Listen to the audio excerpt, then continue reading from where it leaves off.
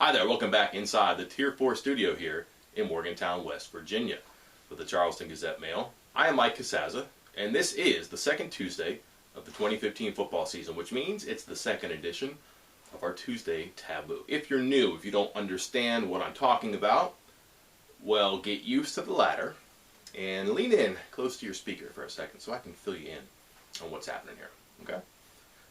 The Tuesday Taboo is when you and me and everyone else, we huddle in a dark corner and we whisper about the things that you don't ordinarily talk about when it comes to rooting for or writing about West Virginia's football program. For example, last week, our debut edition, I asked, quite absurdly it turns out, what if West Virginia were to lose to Georgia Southern? Now it's absurd now because the Mountaineers won 44-0. A week ago, what were we discussing? Georgia Southern's reputation, Georgia Southern's offense, the coaches, the talent on the field, the fact that the Eagles had beaten Florida 2 years ago, had gone face mask to face mask with NC State and Georgia Tech a season ago. So a bad week of preparation, a bad Saturday night at Mountaineer Field for West Virginia could have turned into a bad week this week, maybe even a bad season. You would have different discussions about Dana Holgerson's job situation, all of the heightened expectations you had for whatever side, or perhaps all three sides of the three-sided ball, would come crashing down in defeat. We don't have to have those conversations of consequence today because West Virginia routed the Eagles. So we point our focus somewhere else. Our second taboo is kind of 1A and 1B here, I think, because the first question I want to ask is not merely how big will West Virginia win Saturday, but includes a sub-question. Can West Virginia also get its second straight shutout? The opponent Saturday, a good outfit from the FCS level, not from the FBS, and not as talented or as dangerous offensively as we thought Georgia Southern was. It is the Liberty Flames from the Football Championship Subdivision, Big South Conference. Turner Gill is the head coach. This is a spread offense that has the career leader in passing yardage right now, an All-American receiver, two very good running backs. A 32-16 winner in its opener. Liberty has made the FCS playoffs for the first time ever last season, has won its conference the past 3 seasons, but isn't as good as Georgia Southern.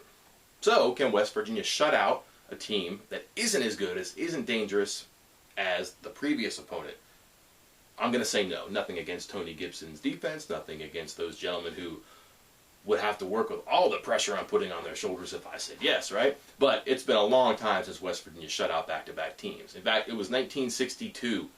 3 straight shutouts to start the season, and that season ended with an 8-2 record. But the game has changed a whole lot since then. A lot of athletes all over the field, even at the FCS level. It's hard to stop teams like this, especially if you're emptying your bench in the third and fourth quarter, which is what I think you'll see Saturday night. The Flames are not coming to Morgantown to win. It's for a paycheck.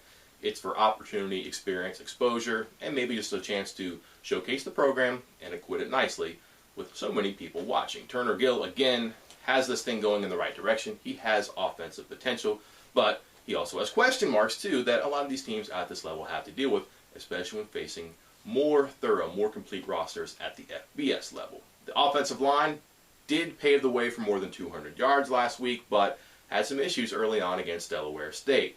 The defense, it's a 4-2-5, but has some first-year starters, some first-time appearing players in the secondary.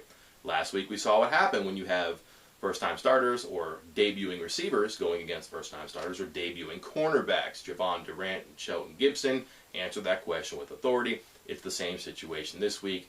Speed kills in this game, and when West Virginia is gearing its offense the way it is right now, when it's building a lot of the offensive plan around vertical passes and deep throws, it's going to pressure a secondary. It's going to put those players in conflict. Can the Liberty's players stand up better than Georgia Southern? Hard to say, but there's no reason to believe that Durant or Gibson would tape step backwards. And similarly, the offensive line for West Virginia looked okay last week, should be at an advantage against the 4-man front against Liberty. Wendell Smallwood, Russell Shell, not quite the quality of running backs that Liberty saw last week. This could be the game that they get going, especially when Liberty knows quite well what the MO for West Virginia is. Offense, pass, pass, pass. If you're passing to set up the run, then guys like Smallwood and Shell can have a big game. This one should not be as close Saturday as it was last week. It won't be 16-0 at the half. It may not even be 16-0 at the end of the first quarter. Empty the bench. Get guys some more playing time. see what you have before you go into an open week and then play Maryland and then begin that brutal Big 12 schedule. But because this game may be going away early, maybe Liberty gets into the end zone at the end. And maybe I'm wrong and I come in and admit that it was a completely absurd premise again next week. Only one way to find out. Watch the game Saturday. Check back in next Tuesday. For the Charleston Gazette Mail, I'm Mike Casaza. Thanks for stopping by. I'll see you next time.